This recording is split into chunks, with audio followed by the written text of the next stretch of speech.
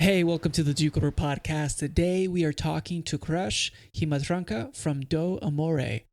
Krish is a mechanical engineer turned jeweler after experiencing a revelation while working on an oil rig. He discovered the vast disparity between drilling for oil and drilling for water, and it troubled him deeply as he recalled the water crisis he had witnessed in his youth. How could people be dying from lack of clean water when it was so close beneath their feet, he told himself. Around the same time, Krish found himself shopping for engagement rings, and he was disheartened by the reluctancies of jewelers to discuss the ethical implications of their products. And that's when everything clicked for him. When he proposed to his now wife, he wanted the ring to not only be free from harm, but to actively make a positive impact in the world. This life-changing event in Krish's life became the catalyst to change lives in others, and he decided that his proposal would contribute to providing access to clean water for someone in need, forever altering their life for the better. And with an $18,000 investment, he went to work and bootstrapped Do Amore. Krish, good to have you on, man. Finally scheduled this pod. Hey, thanks so much for having me. I'm excited to chat. Krish, one of the things that I love the most around founders, around entrepreneurship, is the bootstrapped story. I know this is not an anti-VC, it's just all around. I love the hustle of making things work through your own resources and being crafty, and or as some of my entrepreneurial friends say, or even clients, as scrappy. I'd love for you to kind of walk us through the early stages. What did it feel like? What were you doing? What were you thinking? And why bootstrap? Yeah, appreciate it. So that wasn't the plan. The plan was not to bootstrap for sure. But I was a mechanical engineering graduate in college. And my first job, I was so excited because I was fortunate to have a lot of offers and I hand selected the offer that was going to put me in Houston back with my family. Nice. And on my second day of work, they told me they're transferring me to the middle of nowhere, Louisiana, to be on a drilling rig for a year to learn how to drill wells. So literally on my second day of work, I learned that. I moved to Louisiana in the middle of nowhere, lived in a trailer for a year on a drilling rig. And very quickly, like the plus side of that was I didn't have to like have rent anymore, right? Like I didn't need an apartment anymore. I didn't need that. I was just staying in this trailer. And then on my off days, I would come and stay with my parents back in Houston. So I started saving up money. And after my first year of work, I had saved up $18,000 and like literally $18,000 and maybe like $7 or something. So basically $18,007. I took $18,000, put into a separate bank account to start this company. And the plan was always, hey, I'm definitely going to invest more money or I'm definitely going to raise more money. But to date, that $18,000 is the only investment ever made into Do Amore. We've never raised anything since. So yeah, so that's our story. It wasn't intentional. It just how we started. And fortunately, we didn't have to raise anything after that. No, I love that. Can you tell me a little bit more about Yeah, that trajectory? Because typically, I mean, you're doing physical. There's a physical component to what you're doing. It's not just like a yeah, digital good or a service that you can scale up with more sure. Yeah, capital, but so you do need capital in the physical world. Tell me your ideas and thought process around raising money, not raising money, keeping the investment, etc. absolutely. So Do Amore, we handcraft ethical engagement rings and wedding rings, and we have a massive social impact attached. Every time we sell a ring, we bring a person in a developing country access to clean water. This way, couples can use their life-changing days, not just for their own benefit to have their own life-changing moment, but they can also use that day to change another life forever. So that's what we do at Do Amore. Yeah, so we have this physical component. Of course, engagement rings are not cheap, right? So there's a few things. So one, in the early stages, the decision was, you know what, we're not going to actually make any rings until the customer orders. That's how we're going to make this $18,000 go further. So once a customer orders, then we'll order the ring and we'll just have a slightly longer shipping timeline, right? Like instead of shipping things within a week, we'll just take 2.5 weeks. And usually people plan weddings and proposals ahead of time. That should work for most people. The side benefit that we can market this with is like, hey, no one's ever worn your ring before. Like your ring is literally being made for you to your size. It's not just being resized, it's literally being made to your perfect size from the start. No one's ever worn your ring before. No one's ever tried it on. It's for you. So that was kind of like the marketing language behind it. But the real benefit initially was like, we don't have inventory. So the customer is going to place their order. Once the order is there, we're going to go and order it from our manufacturing team. So that's how we got through it at the beginning. We actually still employ that model now. We still Yeah. do not make anything until a customer orders it. And that's because that's not really for cash flow anymore. Now it's just because it makes sense. It makes sense to make things exactly to the specs that someone wants it. And again, customers get a ring that was made just to them that no one's ever worn before, which is nice. But the mentality was like, hey, you know what? I'm gonna go and raise money, or I'm gonna grow this into a massive company. I'm gonna raise a bunch of money. And that kind of mentality started to come over time. But in the very early stages when I was starting this, that wasn't the mentality. In the very early stages, it was just like, you know what? If we can even sell like one ring a month and bring one person access to clean water a month, like that's life changing. That's amazing. We're changing like 12 lives a year like that. Mm-hmm. And that sounds amazing to me, right? Because right now I'm just working at an oil and gas company. How many lives am I changing a year? Like zero, probably, right? Like, and anyone could be doing what I'm doing. Like oil and gas, it is important, but like anyone could have been doing the engineering work I was doing.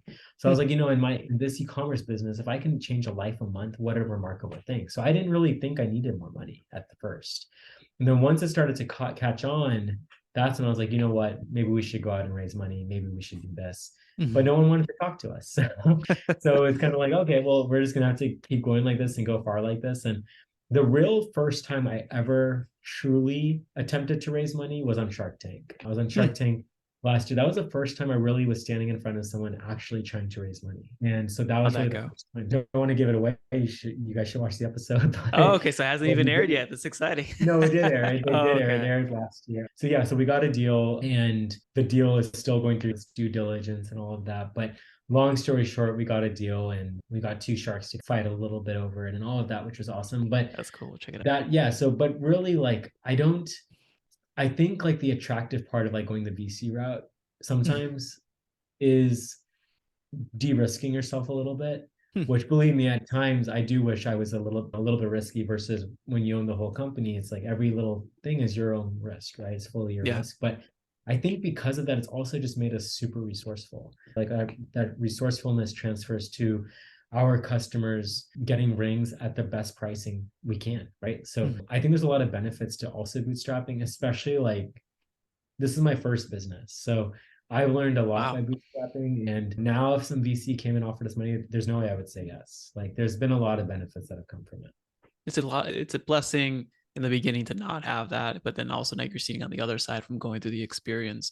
I do want Yeah. to, you mentioned it a bit, but I do want to actually lean into you around made to order, 2 week shipping, and then that's a gap time, but you can use that gap time to improve the client experience or the customer experience. And like the thing, it's you're using the language of it's uniquely made just for you. No one's ever worn it before. I'm Yeah. curious to know, are in the not to talk about the competition, but just in general, are most Mhm. rings always worn, or is the shipping always going to be 2 to 3 days? Like, is your differentiator that dramatic when it's a 2 to 3 week shipping timeline?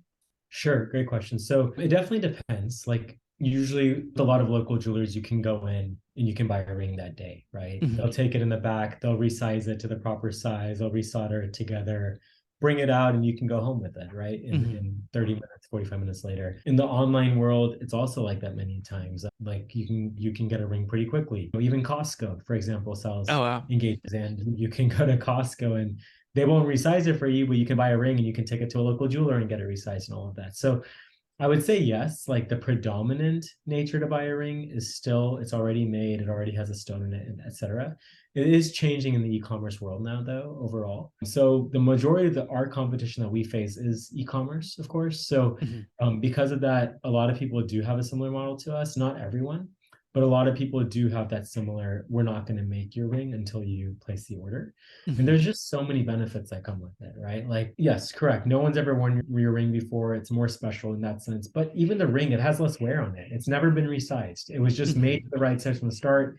There's no wear and tear on it because of that, right? So that's awesome. A second, like huge benefit is you can like the customer will get to pick their ring and they'll get to pick their stone. They'll get to pick the exact sapphire, the exact diamond they want. And it's Mm-hmm. not just like, hey, here's like 7 ring options we have, and here are the diamonds it has. Customers can pick from like over 40,000 diamonds on our site. And Yeah. we're there to help them with it. Like we can help them filter down to like the best 3 or 4 for them. But Mm-hmm. like we're not just saying like, hey, we have a ring at 2,000, we have a ring at 4,000, here's one at 11,000. Like we're literally able to come up with infinite options for them, right? So that's what's so great about it. And we can really make something specific for them. So there's a lot of benefits to it. It's unique, it's bespoke. The one key thing too that I was trying to lean into, and the reason I ask that is you took a disadvantage and you made it an advantage. And I think it's important for everyone Yeah. listening here is like, what are you doing that may be different or you Yeah. have to do because you have to do it? You were put in that position because you Yeah. were looking at you were resourceful and looking, hey, this is what we have to do, but let's actually flip it on its head and Yeah. turn it into a positive and Sure. always differentiating that way. So I find that pretty fascinating. The other thing that I thought was is interesting is like the gap, like you're working in the oil industry. Yeah. Why Yeah. rings and why engagement? Yeah. Why Yeah. this No, moment? yeah. Great question. So while I was working on those drilling rigs, right, very quickly I learned that it's really hard to drill for oil. It would Hmm. take weeks and weeks to get to oil. It's very advanced engineering. It's very hard to get to oil, but it would take minutes to get to water. It would take minutes to get to water. So you're drilling, you hit water within a few minutes, and then you keep drilling for weeks and weeks to get to the oil in the ground. Wow. Okay. And so this kind of bothered me after a while or two because I was like, you know what? I've seen the water crisis when I was younger. And I can't believe there's people literally dying from not having clean water when the clean water is literally 40, 50 feet beneath where they're walking every day. There's water right beneath them. They just don't know how to get to it. So this just started to bother me. And I thought, you know what? I'm gonna like go create my own nonprofit. I'm gonna create a nonprofit. I'm gonna go drill for water wells all over the world and bring people Mhm. access to clean water. And so I started researching this and I started researching how to make a nonprofit and the right way to do this. And I learned that there are already so many amazing nonprofits that do this. Mhm. And instead of reinventing the wheel, I wouldn't be helping anyone. I would just be taking donations away from someone else. Mhm. So I thought instead of that, like, what if we could help one of these amazing nonprofits? So I wanted to sell something that had high profit and high volume. So that Mhm. every time we sold a product, I could make a huge difference.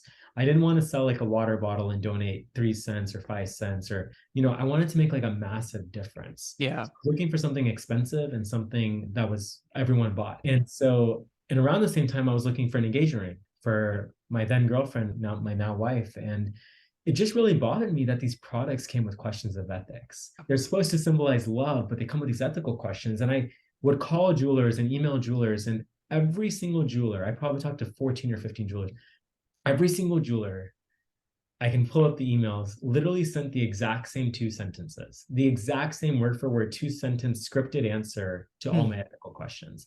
So all of these jewelers basically were using like the template for like how to answer your ethical Mhm. question.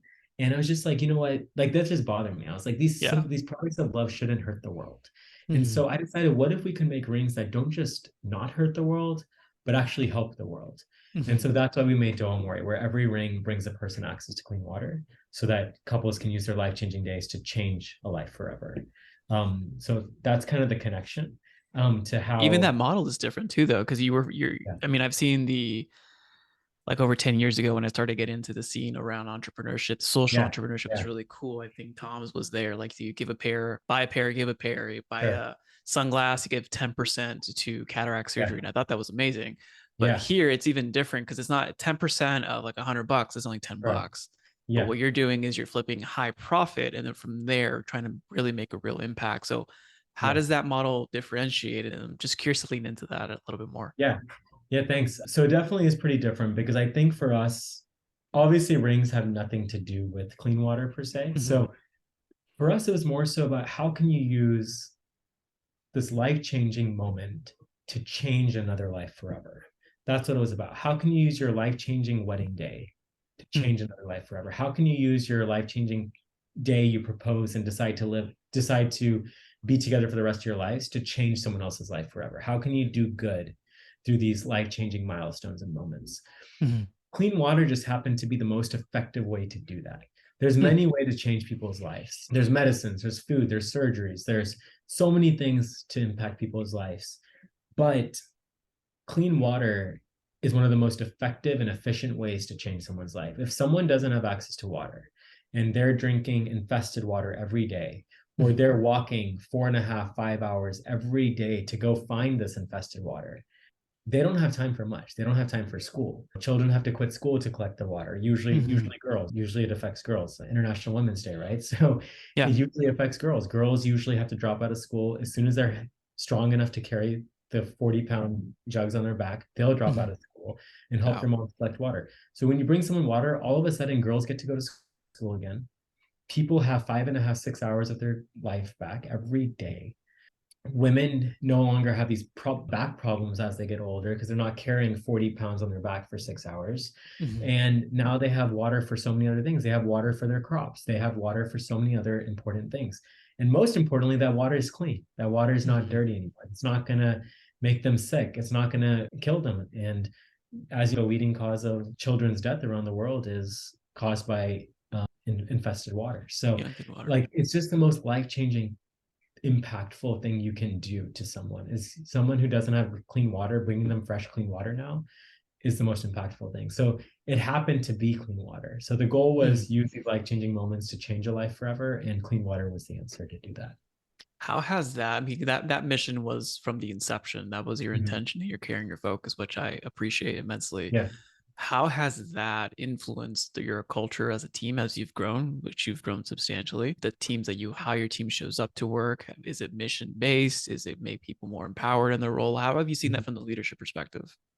Yeah, great question. So without a doubt, every single person on our team cares about that mission, and Mhm. they understand that while we have to follow all proper business principles to grow properly, they all do understand that in the back, the reason this company exists is to change lives. That's why we exist. Mhm. And it does improve things. It makes recruiting easier, for one. But two, just like on a day to day culture basis, there's just something about our team that to me feels very different. Maybe not than like normal teams, but very different than most jewelry focused. Most jewelry focused businesses, what's the best way to say this? There is some truth to jewelry focused businesses not being the most honest people in the world. And people struggle to trust their jewelers sometimes. But I think with us, like the business is important, but our main goal is to give customers the best experience they've ever had. And part of that is just through this clean water. So like we don't really care if someone's buying a $500 ring or a $50,000 ring or what, right? Like I think what motivates my employees is that they're getting to change someone's life with every purchase. None Mhm. of our employees are on commission, none. And we have people that have come from jewelry companies to us. They're not on commission here, and they're okay with that. And instead, the way we benefit them is instead we give our employees like phantom equity in the company, and they Mhm. kind of understand like, you know what, this is like the side benefit, and we don't need like that commission on the side Yeah. for us to feel responsible. So what this does is like the our employees all of a sudden they care about the customer just as much. When customers come to us, there are so many times where our team will actually suggest diamonds that are cheaper, right? A Mhm. customer will come to us with a budget of 8,000, and the diamonds we're sending them are like, we'll send them some $8,000 diamonds, but we'll also be like, hey, these diamonds are like 4,200 and they're almost the exact same size. You can't really tell a difference. You should consider these too. Like, Mhm. so it really has just shifted the company culture as a whole. There's many things that do that, but I don't think it would have happened unless there was this like social mission initially. I think Interesting. that's what attracted the entire team to the company to begin with. No, I love that, and that goes to say, I mean, it's not too far out to assume that as a company or as a founder listening to this, that if you're just doing the work for the work's sake, you could be doing it better if you had a mission, something backing it, and it doesn't have Sure. to be per se a Yeah. social cause. I think that's Yeah. Yeah. always that's bigger, but in it to bring people together for a purpose that's Yeah. bigger than just the work itself, it makes it more meaningful, and I think people show up significantly different to those kinds of opportunities. Yeah, no, I think you're absolutely right for sure. And we don't even have to do a like part of the maybe like I'm biased when I'm hiring. And maybe I'm hiring the ones that are more attracted to the mission. So maybe there's some lens there on me. But at the same time, like our customers care about it, our employees care Yeah. about it. And so not only is there this connection amongst the team, but there's this immediate connection between the customer and the customer service representative they're talking to, right? Because Mhm. generally they have some sort of similar connection towards wanting to improve the world in some way or the Mhm. other. So I think it extends beyond the team. It also goes to the customer. Yeah, it affects every experience of the customer journey, which I love. And Yeah. Yeah. you're changing the model, even the internal layer, like commission breadth versus someone who's customer centric and focused on their actual values and what they're doing. Sure. What's Yeah. I next? What's mean, next on your agenda though? Like what are you've done It's pretty incredible. First company, you started at bootstraps, less than 20K in cash, you grew substantially. Like Mhm. what are you looking at in the horizons? Are you looking at Yeah, supporting continued maintaining and growth? Are you hitting yeah. into other verticals? Like what's next as you see the future? Yeah, great question. So future plans are to stay at Do Amore for sure, continue to grow it. And I think like for us, we're just starting to realize like, so we give customers this amazing experience when they buy an engagement ring, the best experience we can. Then they come back to us for their wedding rings and they have another amazing experience. And then it stops, right? So like Yeah. then that's where it stops. So for I was us, about to it's say, kind of how like can I buy from you? Too bad I already bought the yeah, engagement no, ring how exactly. many years ago?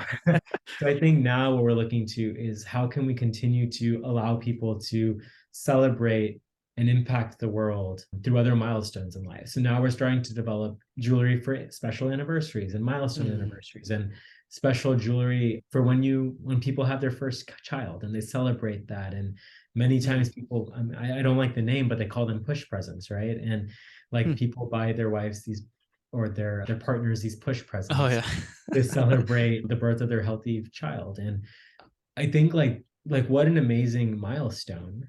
Mhm. But how much more amazing is it if you can celebrate that with a piece of jewelry that's also bringing a child on the other side of the world access to clean water so they can grow up Yeah, healthy, it's just pretty like neat. a child over here. So there are these like opportunities, and we're starting to develop for those now. And one, it allows us to continue the relationship with the customer. Two, it allows us to increase our impact further. And so yeah, so we're really excited about that. We're also like we just launched a partnership with it's an anonymous poet. His name is Atticus, and he has a huge following on Instagram, almost 2 million followers on Instagram. And we're actually launching an engagement line for him. And that's going to be coming in about a week from Wow. now. So yeah, so we're basically in each of our engagement rings is going to be based on a poem that he's written. Oh, that's cool. And it's very beautiful. The ring is intentionally designed to that poem, just beautiful poems. And the back of the box is actually inscribed with the poem so that you can always have that poem with you. So we're launching a very cool partnership with Atticus and things like that. So I think the goal is just to continue to find ways to grow so that we can continue to grow our social impact around the world. I love that. And that sparked one question. As a leader, you're Mhm. always weighing the difference between mission critical now or impact for today's in the business sense, but then also in alignment to the bigger mission. How do you balance those two? Because I'm pretty sure you have a lot of great opportunities that come to your table probably every Mhm. day. How do you balance between those two specifically in your monthly either Yeah, team meetings or executive meetings or quarterlies? Like, how do you do that from that yeah. perspective?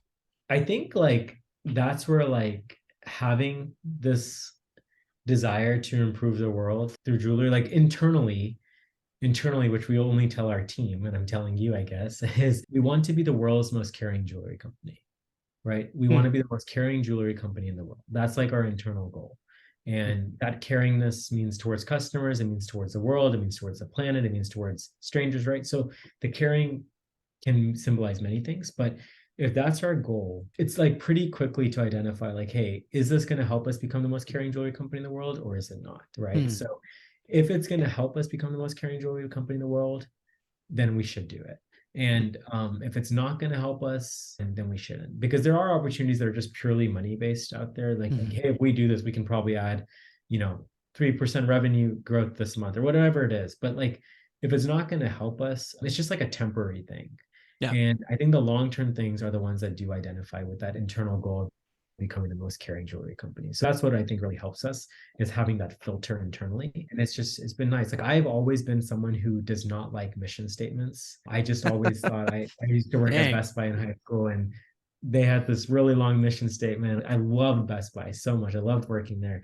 And I was just like, no one knows this mission statement. There's no way the CEO knows this extremely long mission statement. There's no way. So I never liked mission statements for some reason. Hmm. But recently, having like this mission statement and having this internal mission statement of becoming the most caring jewelry company in the world has actually helped. And like I see the Hmm. value in it now that I didn't used to. So So this is it's kind of simple. What our you have is simple, it's concise, it's sure, filtered. Like it can be used to filter, but it's also it hits all the layers, in my opinion. It hits the business front and it hits the mission sure. front. So it's Yeah, sometimes it's so that's kind simple, of it's it. complex, right? Or it's complex, Yeah. it's so simple. Yeah, no, exactly. So that's it. And yeah, it's fortunately it's been a great journey thus far and it's been amazing. It's been amazing. And like it's what I think is amazing is like there are just so many products out there in the world and so many opportunities. You brought it up at the beginning where like you might think like I can't tell you how many people at first was like, hey, Amazon just introduced Prime shipping, 2 day shipping. There's no way you can like change engage rings to like a 3 week timeline. Like no one's gonna buy from you. Like I heard that a lot, right? And it was a big fear. I was like, oh shoot, is no one gonna buy from me? Like it was scary. But I think deep down it was just like, well, you know what? It is more special to get something that was made just for you, and I think people will be okay with it. So that was what you said at the beginning makes sense, and that was sometimes things work out. And so I loved what you said, though. I loved what you said as to taking something, it's basically taking a negative and making it a positive. So What made you, I mean, that also sparks the, what made mhm. you hold on? Because typically their fear can set in, people change or Yeah. pivot too quickly. It's like, what made you actually hold on and stick to your intuition or stick to your guns and focus on, hey, this is what we're Yeah, going to do? I had to keep going so I could make my wife's ring.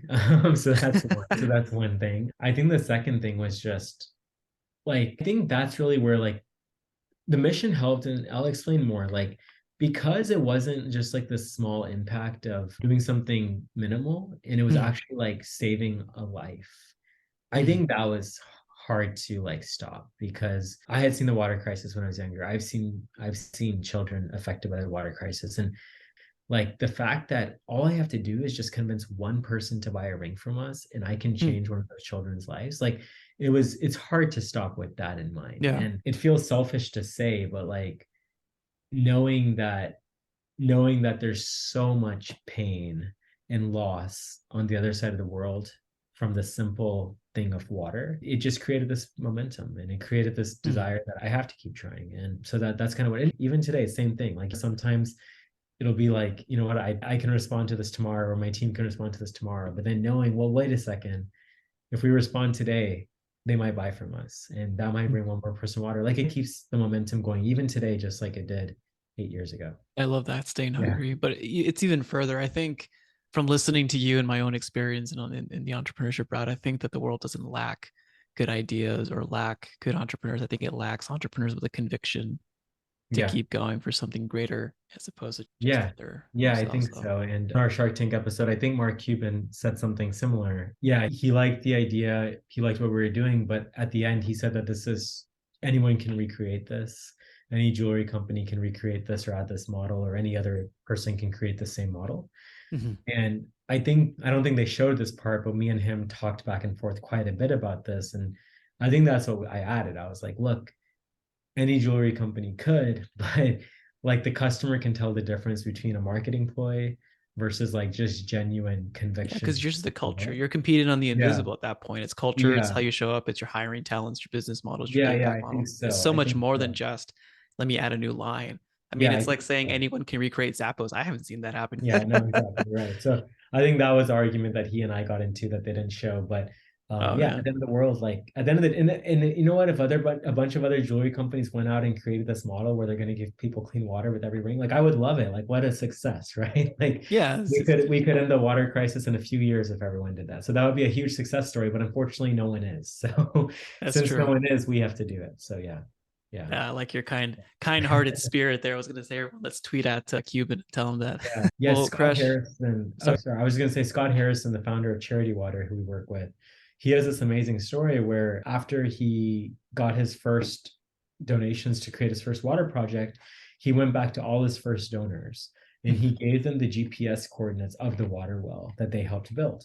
And we do the same thing now for every one of our customers. For customers that buys from us, a few months later, they get the GPS coordinates and a photo of the actual water project they helped create. But Scott Harrison did this and he went and gave everyone the GPS coordinates. And one of his friends came back to him and told him that he's crazy because one day someone's going to go visit one of his water wells and they're going to see that the water well is broken and it's going Mm, to cause a huge bunch of bad press for his charity. And mm. he was like, dude, are you crazy? Like, if one of my water wells is broken, don't you think I want to know so I can go and fix it so people can get clean water again? And it was just like this amazing story because it was like, wow, like, yeah, like he is absolutely right. And I think, yeah, I think we have a little bit of that in our culture here now, which is amazing. So, No, and I like the lens that you're seeing it through. So there is a unique perspective, and I think it's important too. It's like taking a negative or a fact of life, turning it into a positive. But I'm sure. excited to see the new lines come through, Thank the new you. poem Yeah. poem jewelry, Yeah. if we can call it that. But Yeah. for Yeah, our no. audience out there, what's the best place for people to, one, thank you for being on, and two, learn more about you Yeah, I and Do appreciate it. Amore? I mean, check us out at doamore.com, doamore.com, or on Instagram at doamore, and or my own Instagram, where I'll be starting to talk more about our lines and our partnerships, which is just my first and last name, Krish Himmatramka. But yeah, no, it's been such a pleasure. So much fun talking to you. I appreciate it. We'll put those links in the show notes. Cool.